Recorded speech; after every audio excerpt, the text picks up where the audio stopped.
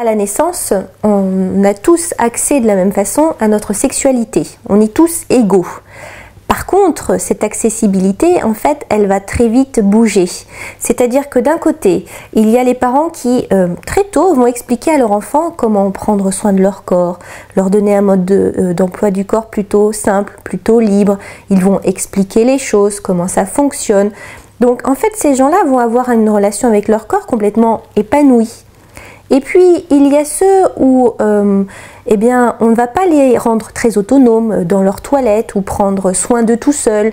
On va leur dire que lorsqu'ils se touchent, non, c'est dégoûtant. Ils vont s'entendre taxer de pervers ou autre chose assez désagréable. Donc du coup, l'accès au corps va devenir tabou, pas propre, malsain.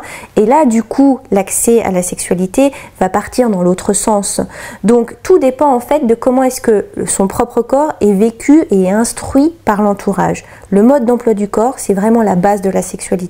Comment je prends soin de moi et comment je fais pour me faire du bien. Si je suis encouragée dès l'enfance à me faire du bien parce que j'y ai le droit, c'est merveilleux, tout va bien. Par contre, si je suis freinée et qu'au contraire, on vient me taper dessus parce que je me touche, là, le plaisir sera interdit et tabou.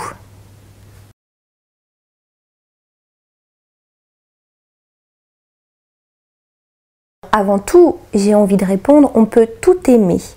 L'important, en fait, c'est d'être suffisamment en contact avec soi pour savoir ce qui me respecte. Et à partir de là, eh bien, je respecte l'autre. Donc, les limites sont déjà établies. J'ai confiance en moi, j'ai confiance en l'autre, donc je peux me laisser aller.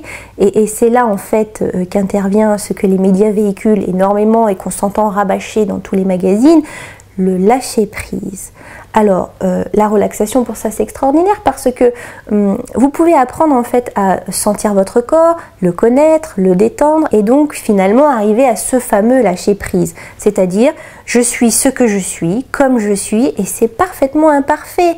Donc, vous vous faites confiance, forcément vous allez faire confiance à l'autre et puis c'est là où finalement toutes les limites peuvent s'assouplir. Mais on ne va pas casser un tabou comme ça se fait tranquillement, doucement, en confiance et surtout en sécurité.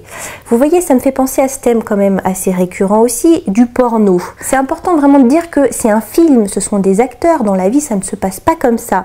On prend l'exemple de jeunes, ils commencent une sexualité qui ne sera pas tout de suite forcément très épanouie parce que le mode d'emploi du corps est encore pas beaucoup réglé.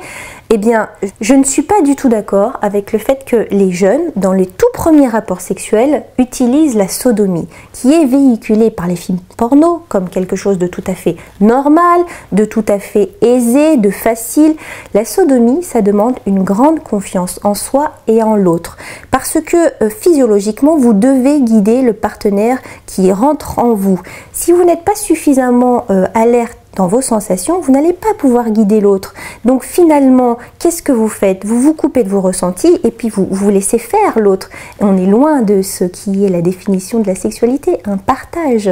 Donc, dans la sexualité, on peut tout oser tant qu'on se respecte, tant qu'on reste en soi et que ça nous fait plaisir.